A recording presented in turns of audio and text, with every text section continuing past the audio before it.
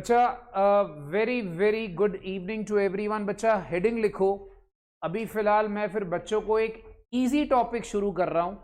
I was planning to start with final accounts, पर अभी वो नहीं कर रहा बिकॉज आप सबके एग्जाम है। ठीक है, तो अभी फिलहाल मैं क्या कर रहा हूं बच्चा, I am starting with a very very easy topic जिसको हम कहते हैं रेक्टिफिकेशन ऑफ एरर्स। याद रखिएगा दोस्त, this is actually called as rectification of errors. Heading लिख लो बेटा, सारे बच्चे बेटा हेडिंग लिख लो। This is known as rectification of errors. अब देखो, पहली बात, रेक्टिफिकेशन ऑफ एरर्स की कहानी क्या है, पहले आप इसको समझो। आप सारे बच्चे जर्नल करते हो, ठीक है। अब जर्नल करते वक्त हम कई सारी छोटी छोटी गलतियां कर जाते हैं। जैसे फॉर एग्जाम्पल, मान लीजिए आपको एक एंट्री पास करनी थी cash to Ram, for example. आपने क्या कर दिया बच्चा, आपने कर दिया कैश टू श्याम। बेटा आपने एंट्री करनी थी कैश टू राम, आपने एंट्री क्या कर दी, आपने एंट्री कर दी कैश टू श्याम। अब मुझे एक बात बताओ, एक नॉर्मल बंदा क्या करेगा? वो बोलता मैं एक काम करता हूं, मैं राम को कैंसिल करके, मतलब वहां पर शाम को कैंसिल करके राम लिख देता हूं, कटिंग करता हूं। याद रखना, अकाउंट्स में कटिंग इज नॉट, अकाउंट्स में कटिंग इज नॉट अलाउड। ये बात समझ में आ गई? अकाउंट्स में cutting is not allowed.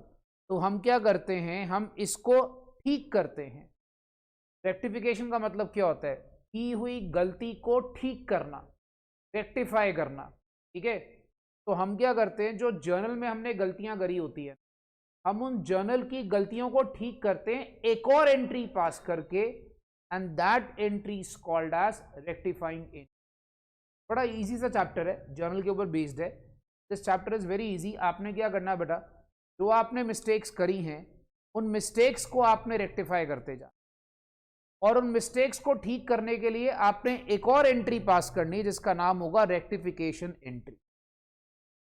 Is that clear everyone? चलो, तो आप लिखो बच्चा सबसे पहले कि रेक्टिफिकेशन का बेसिक मतलब क्या होता है। हेडिंग लिख ली। अब आप इसके आगे छोटा सा एग्जांपल लिखिए। सपोज कर लो आपने एंट्री करनी थी Ram account debit to sales. मान लो स्टार्ट ही ऐसे करो, Ram account debit to sales. अच्छा, ऐसे लिख लेते हैं, राम टू सेल्स। आपने ये एंट्री करनी थी, आपने सपोज कर लो शाम टू सेल्स कर दी। ठीक है, आपने क्या कर दिया बच्चा, शाम टू सेल्स। अब आप सोचो, अगर आपने राम टू सेल्स कर दिया, आपने शाम टू सेल्स, वहां पर राम टू सेल्स के बदले शाम टू सेल्स कर दिया गलती से, तो आप ठीक कैसे करोगे? राम को आपको डेबिट करना था, आपने नहीं करा हुआ, और आपने शाम को गलती से जो डेबिट कर दिया है उसको आप क्रेडिट करोगे कैंसिल करके। बेटा ऐसे ही करते ना, ठीक। जो तुमने गलती से डेबिट करा है उसके इफेक्ट को कैंसिल करोगे और क्रेडिट कर दोगे। तो बच्चा इसी को हम कहते हैं, this is basically called as rectifying entry. क्या बोलते हैं बच्चा इसको? Rectifying entry. देखो इसको क्या बोलते हैं? Correct entry. करेक्ट एंट्री मतलब जो एंट्री करनी चाहिए थी। What is called as correct entry? जो आपने करनी चाहिए थी। Then we have Shyam to sales. इसको क्या बोलते हैं? ये आपने रॉन्ग एंट्री कर दी। What is its called? Its called wrong entry, जो आपने गलत एंट्री कर दी। अब आपने इसको ठीक कैसे करा? बड़ा सिंपल सा फंडा है। राम को डेबिट करना था, नहीं करा, अब कर दूंगा। जो शाम को गलती से डेबिट करा था उसके इफेक्ट को कैंसिल करने के लिए मैं क्रेडिट कर दूंगा। तो मेरी एंट्री बेसिकली क्या हो जाती है? मेरी एंट्री बेसिकली हो जाती है वहां पर Ram account debit to Shyam account. Right? सारे बच्चे बेटा इसी बेस पे अपने दिमाग में रखना। एंट्री राम टू सेल्स, शाम टू सेल्स आपने कर दी, राम टू शाम आप उसको करोगे। यही आपने सारे चैप्टर में करते जाना है। बट अब इसका डेफिनेशन लिखे। while passing entries, if there is any error is committed, then that error is rectified by passing another entry, and such entry is called as rectification entry. तो बच्चे पहले इसको लिख लो अच्छे से। होता क्या है बेटा, जब हम एंट्रीज पास करते हैं तो एंट्रीज पास करते वक्त अगर हमने कोई गलती कर दी तो हम उस गलती को वहां पर एक और एंट्री पास करके ठीक करते हैं, और जो हम एक और एंट्री पास करते हैं that is basically called as rectification entry.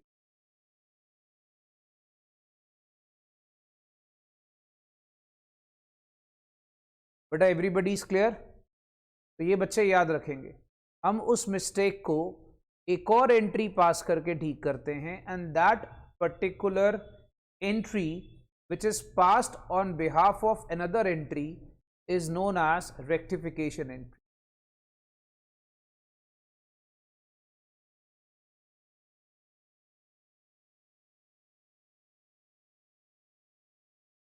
अच्छा डन।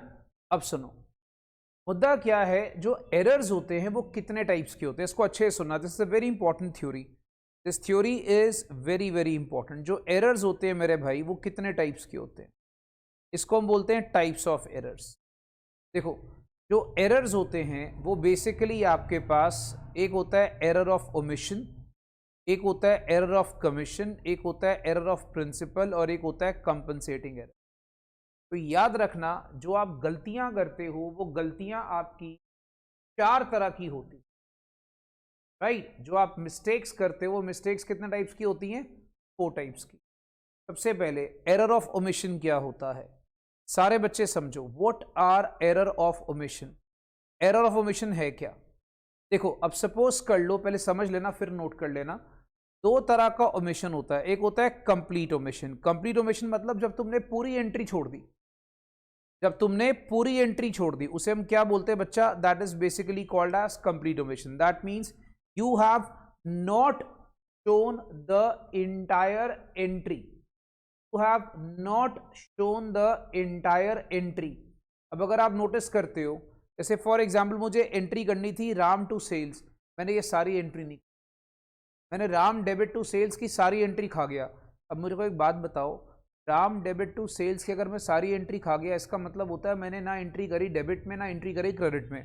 बात को समझो, ना मैंने एंट्री करी डेबिट में, ना मैंने एंट्री करी क्रेडिट में। तो entry is neither passed in debit nor passed in credit. तो अब आप मुझे बताओ, क्या ट्रायल बैलेंस पे कोई फर्क पड़ेगा? सारे बच्चों को पता है ट्रायल बैलेंस के 2 साइड होते हैं, डेबिट होता है, क्रेडिट होता है। सारे बच्चों को थोड़ा सा याद होगा टर्म 1 का, ठीक है? तो ट्रायल बैलेंस के 2 साइड होते हैं। तो याद रखना, अगर तुम डेबिट में गलती कर दो और क्रेडिट में ना करो तो ट्रायल बैलेंस का दोनों साइड मैच नहीं करता। बात समझ में आ रही है? पर अगर सपोज कर लो तुम दोनों में गलती कर दो तो ट्रायल बैलेंस में कोई फर्क पड़ेगा? मान लो तुमने डेबिट में 100 रुपया लिखना था, तुमने नहीं लिखा, तुमने क्रेडिट में भी 100 रुपया लिखना था, तुमने बाई चांस नहीं लिखा, तुम्हारा डेबिट और क्रेडिट मैच हो गया कि नहीं हो गया? बताओ, डेबिट और क्रेडिट मैच हो गया ना भाई? तो इसका मतलब ये हो गया कि जब आप कंप्लीट ओमिशन करते हो तो ट्रायल बैलेंस पे कभी फर्क नहीं पड़ता। ये टीचर्स ना थ्योरी में पूछते होते हैं कि बताओ कौन से एरर्स ऐसे होते हैं जिससे ट्रायल बैलेंस पे फर्क पड़ता और कौन से पे नहीं पड़ता।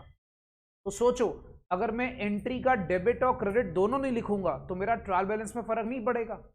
बट अगर हम बात करते हैं पार्शियल ओमिशन, मान लो तुमने एंट्री करनी थी यहां पर राम टू सेल्स, तुमने राम लिखना भूल गए, मतलब तुम डेबिट करना भूल गए। ध्यान से देखो, तुमने डेबिट नहीं करा, तुम यहां पर एंट्री के अंदर डेबिट करना भूल गए, तुमने क्रेडिट कर दिया। अब तुमने डेबिट नहीं करा बट तुमने गलती से क्रेडिट कर दिया। मेरे भाई थोड़ा दिमाग लगाओ यार, राम को डेबिट करना था, नहीं करा, बट मैंने क्या करा, मैंने सेल्स को क्रेडिट कर दिया। तो एंट्री का एक तरफ मेरा फर्क पड़ा और एक तरफ नहीं पड़ा।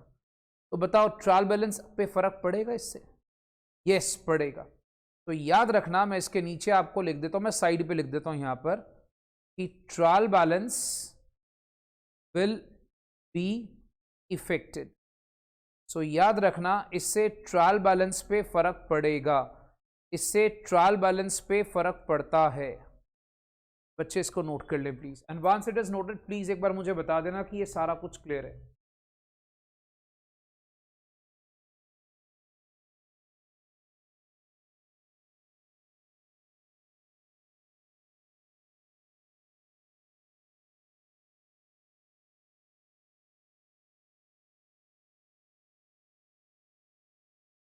बेटा इधर जो बच्चे बैठे हुए हैं सारे बच्चों को क्लियर है? कोई डाउट तो नहीं है ना? ऑनलाइन में बच्चा सारे बच्चों को क्लियर है? Yes sir. सामने नितिन को दे दो।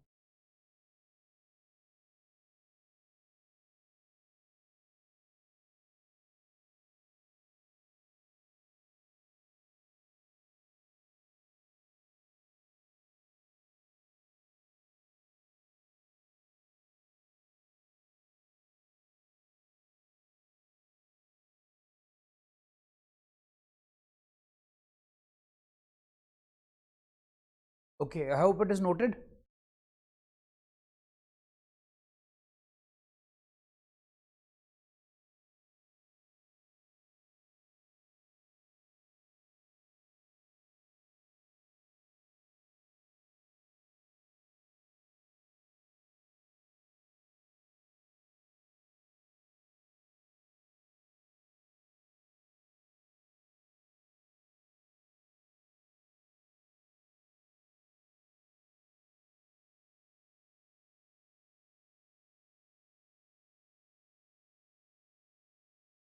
डन। चलिए भाई, अगला error is the most important error बच्चा, याद रखना। This is called as error of commission. याद रखना बच्चा, it is the most important गलती। बच्चे बोलेंगे सर गलती, यस बच्चा, ये गलती इंपॉर्टेंट कैसे है? थ्योरी के लिए बड़ी इंपॉर्टेंट है। थ्योरी के लिए इंपॉर्टेंट होने का मतलब क्या हो गया बच्चा? अब एरर ऑफ कमीशन क्या होता है, बात को समझो। What is error of commission? देखो मेरी बात को समझो। सपोज कर लो तुमने गुड्स खरीदे 5,000 के, तुमने गलती से 15,000 के रिकॉर्ड कर दिए, ये एक गलती है, ठीक है। मान लो तुमने वहां पर मिस्टेक कर दी कास्टिंग में। कास्टिंग का मतलब होता है टोटलिंग, गलती कर दी। जैसे मान लो तुम कोई किताब बना रहे हो, सपोज तुम एक सब्सिडरी बुक बना रहे हो। सब्सिडरी बुक याद है बच्चों को? परचेज बुक, सेल बुक वगैरह। तुम उसकी टोटलिंग में गलती कर जाते हो, ठीक है। तो जब तुम टोटलिंग एरर्स करते हो, वो भी एरर ऑफ कमीशन होता है। मान लो तुमने कैरी फॉरवर्ड गलत करा। सपोज कर लो परचेज बुक को आपने कैरी फॉरवर्ड कर दिया 1,000, जबकि लिखना था 10,000। अच्छा ये रुपीज़ है बच्चा, डॉलर्स या पाउंड्स नहीं है, ठीक है। वो थोड़ा गलती से हमारे टाइपिस्ट भैया, वो अमेरिकन है ना, ये पाउंड्स के सिंबल उन्होंने बना दिए। ब्रिटिश, सॉरी फिर बोल रहा हूँ, ब्रिटिश है। तो भाई साहब याद रखेंगे, तुमने वहां पर क्या करा, परचेज बुक को तुमने कैरी फॉरवर्ड कर दिया 1,000, जबकि लिखना था 10,000। तो परचेज बुक को कितना लिखना था? 1,000। तुमने कितना कैरी फॉरवर्ड करा? 10,000। ये बात याद रखना। Then we have error of posting. What is error of posting? जब सपोज कर लो परचेज को तुमने सेल दिखा दिया, सेल को तुमने परचेज दिखा दिया, मतलब तुमने परचेज करनी थी, ठीक है। अच्छा मुझे बताओ, परचेज को क्या करते हैं? डेबिट करते हैं। सारे बच्चों को पता है डेबिट व्हाट कम्स इन बचपन का रूल, ठीक है। परचेज को डेबिट करते हैं। तुमने वहां पर क्या करा बच्चा? तुमने परचेज को वहां पर गलती से सेल दिखा दिया, मतलब तुमने डेबिट में कोई दिखाना था, क्रेडिट में दिखा दिया, ठीक है। तो याद रखना, एरर ऑफ कमीशन क्या होता है? जब तुम टोटल गलत करते हो, जब तुम अमाउंट गलत लिखते हो, रॉन्ग अकाउंट में डाल देते हो, रॉन्ग नेम के साथ डालते हो, ये सब क्या होता है? Error of commission. क्या होता है बच्चा? ये एरर ऑफ कमीशन। बच्चे फटाफट से इसको नोट करें। पहले एरर ऑफ कमीशन नोट करें, फिर मैं एरर ऑफ प्रिंसिपल बताता हूं। जल्दी से नोट करो बेटा, एरर ऑफ कमीशन जल्दी से नोट कर लो, उसके बाद मैं आपको एरर ऑफ प्रिंसिपल बताता हूं।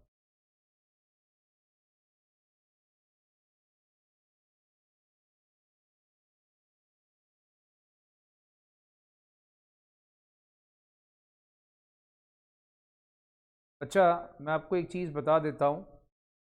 पोस्टिंग का मतलब होता है आपके पास परचेज को सेल डाला, सेल को परचेज डाल दिया, ये आपके पास पोस्टिंग होती है। मतलब सपोज कर लो जब आप पोस्टिंग करते हो ना, एक सेकंड बच्चा, पोस्टिंग में आप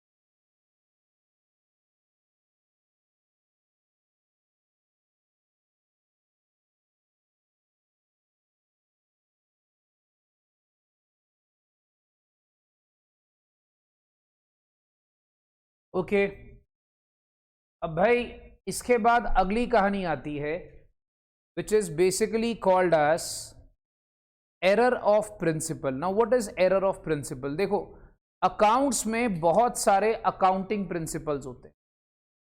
जब आप गलत अकाउंटिंग प्रिंसिपल्स को फॉलो करते हो, सपोज कर लो, अब जैसे रूल क्या था, debit the receiver credit the giver. आपने रूल लगा दिया debit the giver credit the receiver. अब मुझे बताओ, ये जो अकाउंटिंग प्रिंसिपल है ये गलत है? It is a wrong accounting principle. आप समझो, it is a wrong accounting principle. तो जब तुम गलत अकाउंटिंग प्रिंसिपल लगाते हो बच्चा, इसको बोलते हैं एरर ऑफ प्रिंसिपल। जैसे फॉर एग्जाम्पल, आपका रूल होता है debit all income and debit all expense and losses और credit all income and gains. तो हम उसको अगर उल्टा लगा देते हैं तो ये हम क्या फॉलो कर रहे हैं? गलत अकाउंटिंग प्रिंसिपल। तो कई बार तुम ऐसी गलतियां करते हो जिसको हम कहते हैं error of principle. Error of principle क्या करता है? आपके अकाउंट्स के प्रिंसिपल्स को आप गलत तरीके से लगा। Is that clear everyone? जल्दी से इसको नोट डाउन कर लें please.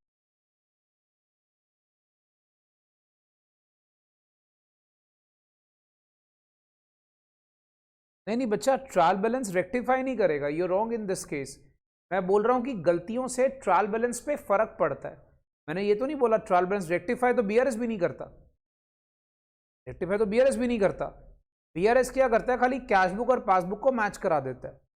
You wrong in this case. Trial balance is not going to rectify. Trial balance का काम होता है एरर्स को डिटेक्ट करना, एरर्स को ढूंढना, वो ट्रायल बैलेंस का काम होता है। Getting it? तो आप मिस्टेक करते हो। अच्छा, ट्रायल बैलेंस हम क्यों बनाते थे? थोड़ा याद करो। बिकॉज वो डेबिट और क्रेडिट साइड आपस में मैच कर जाता था। अब वो मैच कर जाता था तो आप वहां पर देख लेते थे यार मेरा मैच कर रहा है तो मेरा सब कुछ सही है, राइट? अब अगर सपोज वो मैच नहीं कर रहा, दैट मीन्स आपने कुछ मिस्टेक करी है। अब आपने मिस्टेक करी है, उस मिस्टेक को डिटेक्ट करना ही ट्रायल बैलेंस का काम है।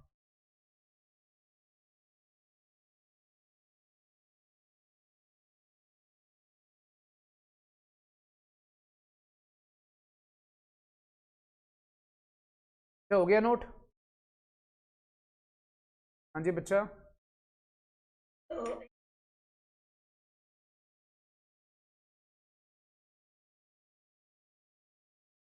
बेटा मैं आपको एक चीज़ बताऊं, वैसे अगर तुम नोटिस करोगे ना तो बेसिकली एरर ऑफ कमीशन एक तरह का पापा है। अब समझो, पापा मतलब जो बहुत सारे एरर्स को कवर करता है, राइट? तो एरर ऑफ कमीशन में ऐसी बहुत सारी चीज़ें आती हैं जो एरर ऑफ प्रिंसिपल ही होता है। तो you are right in this case. अगर तुम सपोज कर लो फॉर एग्जाम्पल, आपको याद है एक कैपिटल एक्सपेंडिचर करके टर्म होती थी और एक रेवेन्यू एक्सपेंडिचर करके टर्म होती थी, हमने थ्योरी में सीखा हुआ है। कैपिटल एक्सपेंडिचर क्या होता था? फॉर एग्जाम्पल, मैंने एक बिल्डिंग खरीदी। बिल्डिंग खरीदना कैपिटल एक्सपेंडिचर है, सारे बच्चों को पता है। बिल्डिंग खरीदना एक फिक्स एसेट खरीदना होता है बेटा, वो हमारे लिए क्या होता है? वो कैपिटल एक्सपेंडिचर होता है। अब मान लो मैंने बिल्डिंग खरीदी और बिल्डिंग मैंने खरीदी और मैंने उसको एज एन एक्सपेंस दिखा दिया बुक्स में, गलत है ना? बिल्डिंग खरीदना एसेट खरीदने के बराबर होता है। किसके बराबर होता है? It is equivalent to asset. अब मैं अगर उसको एक्सपेंस दिखा रहा हूं तो मैं गलत नहीं कर रहा? सोचो, ठीक है? ये पता है क्या होता है? कैपिटल एक्सपेंडिचर को तुमने रेवेन्यू एक्सपेंस दिखा दिया। बिल्डिंग खरीदते हो तो तुम जनरल एंट्री में डेबिट क्या करते हो? बोलो। बिल्डिंग अकाउंट को डेबिट करते हो ना।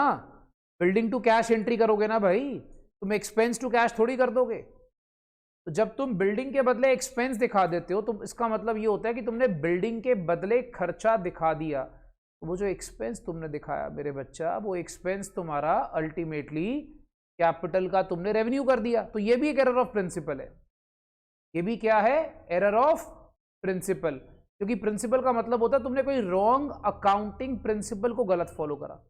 अब अकाउंटिंग प्रिंसिपल क्या बोलता है? बिल्डिंग खरीदो तो बिल्डिंग को डेबिट करो, तुम एक्सपेंस को डेबिट कर रहे हो, राइट?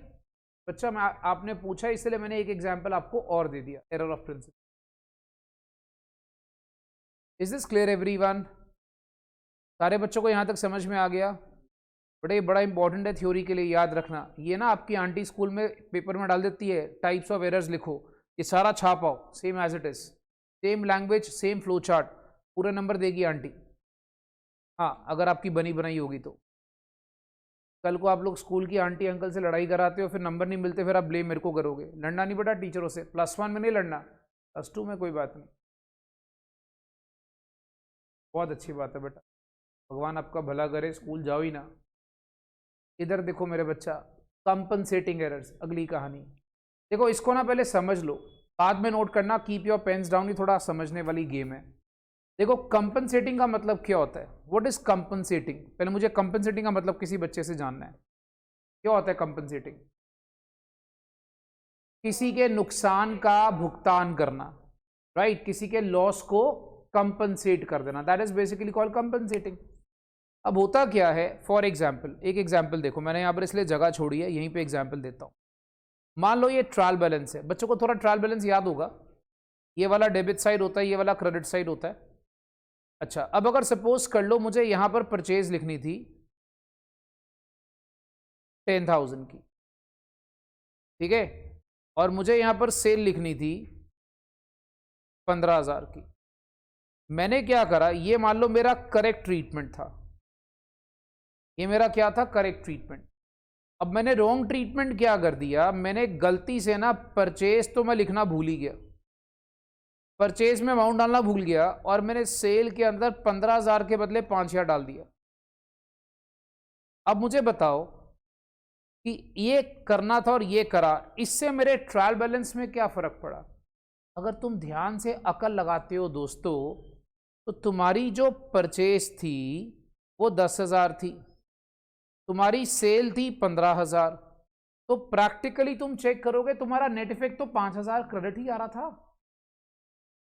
और तुमने क्या करा, गलती ये कर दी कि तुमने वहां पर 5,000 से सेल्स को तुमने क्रेडिट कर दिया।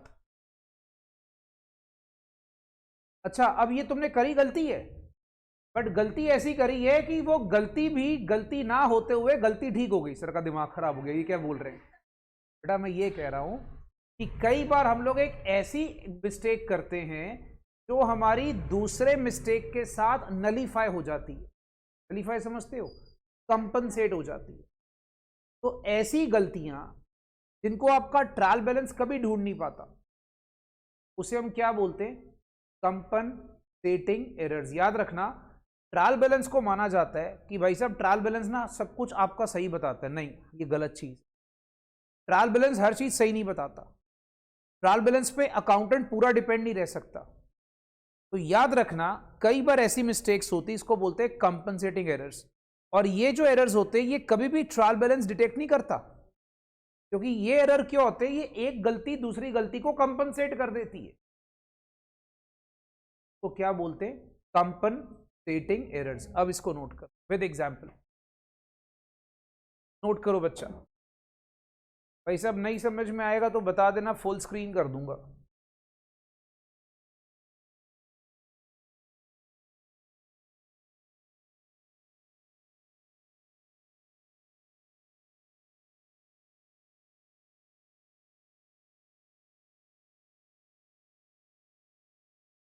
बेटा अब आज के बाद 2-3 बातें सारे बच्चे नोट कर लेना।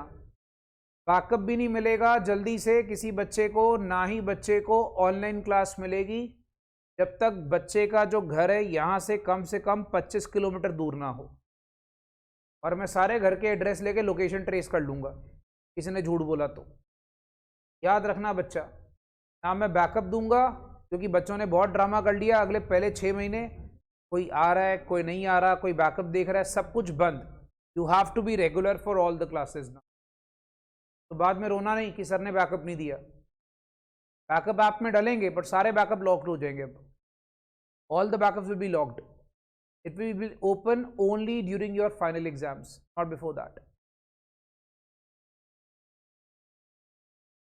I'll save the backup, बच्चों को काम आते एग्जाम के डेज में फटाफट से रिवीजन करने के टाइम पे काम आएंगे, but you'll get the backup only during the exams, not before that.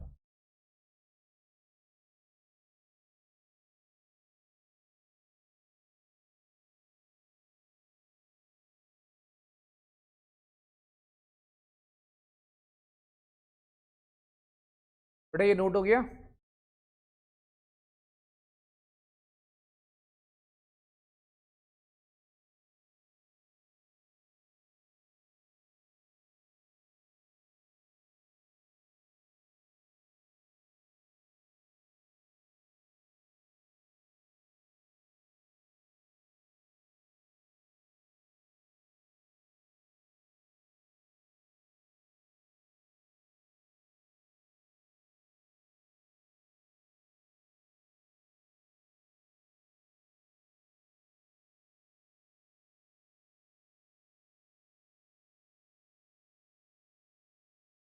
Done. अब सुनो, ये फ्लो चार्ट अभी नहीं नोट करना, this is a very important flow chart जो मैं आपको एक्सप्लेन करूंगा। और ये फ्लो चार्ट आपको किसी भी किताब में नहीं मिलेंगे भाई, ये सारे मैंने बनाए हुए हैं। बच्चों को किताब में आप देखोगे सारी की सारी इसके ऊपर ना थ्योरी पैराग्राफ में दी होती है, बच्चा वो कभी जिंदगी में नहीं पढ़ता, ठीक है, और ना उसको पल्ले बढ़ती है। तो मैंने क्या करा, मैंने बच्चों को ईजी करने के लिए फ्लो चार्ट्स बना दिए। इससे क्या होगा, आपको थोड़ा सा समझने में ईजी हो जाएगा, राइट। अब समझो, अभी नोट मत करना, कीप योर पेन्स डाउन, या यहाँ पे लगा लो, ऐसे कर लो, यहाँ पे ऐसे करके, ठीक है, हाँ ऐसे करके लगा लो, बहुत अच्छी बात है। आगे देखो, सुनो बच्चा यहाँ पर ध्यान से, what are types of errors. पहला, एरर ऑफ ओमिशन। अब जो एरर ऑफ ओमिशन होता है वो कंप्लीट ओमिशन होता है, उसमें ट्रायल बैलेंस एग्री कर जाता है, मतलब ट्रायल बैलेंस आपस में मैच कर जाता है। ये मैंने आपको एग्जांपल दिया था, तुम डेबिट और क्रेडिट साइड दोनों साइड को वहां पर नहीं दिखाओगे तो ट्रायल बैलेंस तो मैच कर ही जाएगा ढक्कन। पार्शियल ओमिशन में trial balance will not agree, agreed बच्चा। एक साइड की गलती करी है तो एक साइड मैच नहीं करेगा, डिसबैलेंस हो जाएगा। अभी सुनो, कमीशन के अंदर ये होते हैं 1 2 3 4 5 6 तरह के एरर्स होते हैं। रॉन्ग अमाउंट, अगर तुम रॉन्ग अमाउंट डालते हो ना तो कई बार ट्रायल बैलेंस एग्री कर जाता है। बच्चा बोलेगा सर कैसे, एग्जाम्पल देता हूं मैं आपको, हर एक का एग्जाम्पल दूंगा, चिंता मत करो, हर एक का एग्जाम्पल दूंगा। सपोज कर लो रॉन्ग अमाउंट, पहले इसका एग्जाम्पल देते, ठीक है। मान लो मैं एरो मार के एग्जाम्पल दूंगा, नोट करोगे, इकट्ठे नोट कर लेना। मान लो तुमने यहां पर राम के अकाउंट को डेबिट करना था 1000 से, सेल को तुमने क्रेडिट करना था 1000 के साथ, तो ये भाई साहब करेक्ट ट्रीटमेंट आपने करना था, ये आपने करेक्ट ट्रीटमेंट करना था, ये करेक्ट ट्रीटमेंट आपने करना था। आपने गलती से क्या कर दिया मेरे भाई, आपने राम को डेबिट कर दिया वहां पर 100 से और सेल्स को भी क्रेडिट कर दिया 100 से। अब मुझे बताओ, ट्रायल बैलेंस तो मैच कर ही जाएगा ना, ट्रायल बैलेंस तो आपस में मैच कर ही जाएगा। ट्रायल बैलेंस को क्या प्रॉब्लम है, 100 लिखो दोनों तरफ या 1000 लिखो, ट्रायल बैलेंस तो मैच कर ही जाएगा। तो यहां पर होता है ट्रायल बैलेंस एग्रीज। अच्छा, फिर उसके बाद क्या होता है अगली कहानी, जब तुम डालते हो रॉन्ग अकाउंट। रॉन्ग अकाउंट मतलब, अब मेरे को एक बात को समझाना आपको बड़े सिंपल से, यहां भी ट्रायल बैलेंस मैच कर जाता है। देखो, तुमने राम को डेबिट करना था 1000 से, तुमने गलती से राम नहीं लिखा, राम के बदले तुमने शाम लिख दिया। मुझे बताओ, ट्रायल बैलेंस को थोड़ी पता राम है कि शाम है, उसको तो अमाउंट से मतलब। उसके हिसाब से डेबिट साइड पे मेरे भाई आपके पास क्या आना चाहिए था, 1000 रुपीज, वो तो आ रहा है, राइट। अच्छा, और सुनते जाओ, ये जो बाकी चीजें हैं ना, इन सबसे कभी ट्रायल बैलेंस मैच नहीं करता। इनमें से trial balance will not agree, इनसे कभी भी बाकी चीजों से ट्रायल बैलेंस मैच नहीं करेगा। क्यों, मैं आपको एग्जांपल देता हूँ, लॉट ऑफ एग्जांपल जिससे आपको पता लगेगा। जैसे कहते हैं wrong casting in subsidiary book, for example purchase book, ठीक है, सब्सिडरी बुक होती है परचेज बुक, सेल बुक, ठीक है।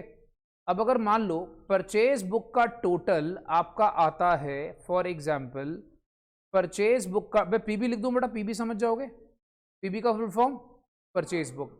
मान लो परचेज बुक का करेक्ट टोटल 1000 आता है, तुमने गलती से परचेज बुक का रॉन्ग टोटल लिख दिया, रॉन्ग टोटल तुमने लिख दिया वहां पर 10,000। दिलप्रीत सामने दे दो बच्चा पेपर, ठीक है, तुमने परचेज बुक का गलती से रॉन्ग टोटल लिख दिया 10,000। अब आप मुझे एक बात बताओ कि जो रॉन्ग टोटल तुमने वहां 10,000 लिख दिया, तुमने गलत कर दिया, तुमने ट्रायल बैलेंस के डेबिट साइड को 9000 से बढ़ा दिया, तुमने 1000 लिखना था, तुमने 10,000 लिखना। खुद सोचो, तुम बेसिकली क्या कर रहे हो, तुम ट्रायल बैलेंस के टोटल को वहां पर 9000 से एक्सीड कर रहे हो। That clear everyone, right. तो ट्रायल बैलेंस मैच करेगा क्या, नहीं। तो याद रखना, जब तुम रॉन्ग अमाउंट डालते हो, रॉन्ग साइड पे डालते हो, जब तुम रॉन्ग बैलेंसेस में डालते हो, ट्रायल बैलेंस इनमें कभी भी मैच नहीं करता। बेटा ये सारे एग्जाम्पल्स क्लियर है। अच्छा, दूसरी बात याद रखो, एरर ऑफ प्रिंसिपल। अगर तुम रॉन्ग अकाउंटिंग प्रिंसिपल फॉलो करते हो, ज्यादातर ट्रायल बैलेंस मैच कर जाता है। क्यों, क्योंकि अगर मान लो तुमने डेबिट को एक्सपेंस लिख दिया, डेबिट का इनकम लिख दिया, क्रेडिट में एक्सपेंस लिख, ट्रायल बैलेंस को क्या फर्क पड़ता है, उसको तो सिर्फ अमाउंट से मतलब है, ट्रायल बैलेंस थोड़ी प्रिंसिपल देखता है। ट्रायल बैलेंस का मतलब क्या होता है, ट्रायल बैलेंस में डेबिट और क्रेडिट में अमाउंट्स होने चाहिए, राइट, उनको सिर्फ अमाउंट से मतलब होता है। अच्छा, फिर हम बात करते हैं कंपनसेटिंग। कंपनसेटिंग मैंने आपको पहले बताया, एरर जो एक दूसरे को कैंसिल कर देते हैं। जब वो एक दूसरे को कैंसिल ही कर देते हैं तो ट्रायल बैलेंस मैच करेगा ही करेगा। सिंपल सा फंड है बेटा, बात समझ में आ रही है? तो ज्यादातर ट्रायल बैलेंस मैच कब नहीं करता? एक तो एरर ऑफ कमीशन में नहीं करता, और एक आपका किस में नहीं करता बच्चा? पार्शियल ओमिशन में। ये देखो, एक उसने किस में नहीं करना? एरर ऑफ कमीशन के इन एरर्स में, ये वाले इसमें नहीं करता। That clear everyone? अब बच्चे इसको नोट करें, this is a very important point for theory, और इसको अच्छे से नोट कर लें। और बेटा अगर कोई तकलीफ है तो अभी पूछ लेना, बिल्कुल ना शर्माना। एक मिनट, बच्चों को मैं फुल स्क्रीन कर देता हूं भाई।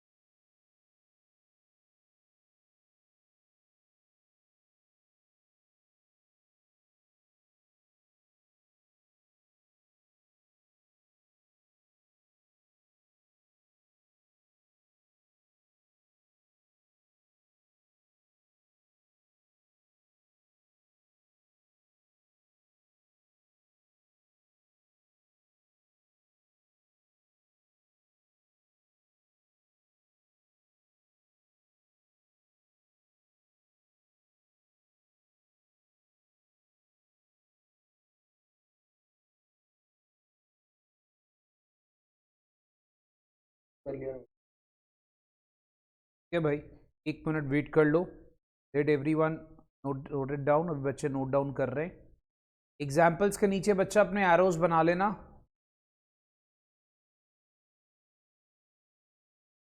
Please make the respective arrows बच्चा।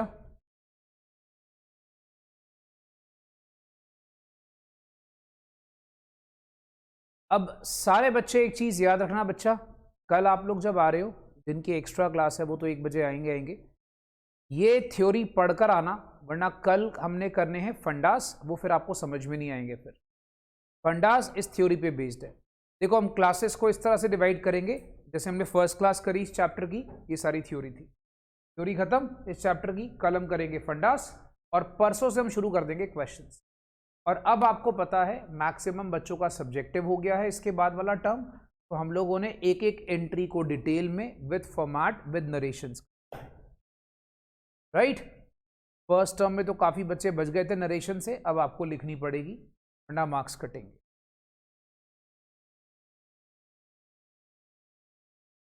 यस, ये हो गया नोट। बच्चा जितने लोग नोट कर चुके हैं क्लास को लीव कर सकते हैं, you can leave the class. कल 1 बजे बच्चा।